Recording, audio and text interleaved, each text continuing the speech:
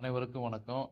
இந்த மூல நோய்க்கு மிக முக்கியமான காரணம் அப்படின்னு பார்த்தீங்கன்னா, அ எப்ப பார்த்தாலும் அ அதிகமாக நம்ம இந்த இப்ப சூடு நிறைந்த உணவுகள், இந்த நார்ச்சத்து இல்லாத உணவுகள் அதிகமா நம்ம சாப்பிடுறதுனால தான் இந்த மலம் கட்டிக்கொண்டு, அந்த ஆ ஆசன வாயில் கட்டிக்கொண்டு, அந்த மலச்சிக்கல் பிரச்சனையினால் இந்த மூலநோயானது வருகின்றது.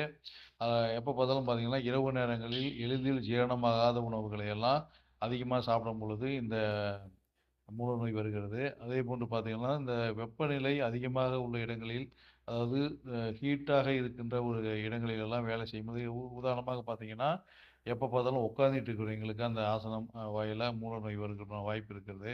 அதேபோல இந்த ஓட்டுநர்கள் இருக்கிறாங்களா, டிரைவர்கள் அவர்களுக்கு இந்த மூலநோய் வருவதற்கான வாய்ப்புகள் அதிகமாக இருக்கிறது.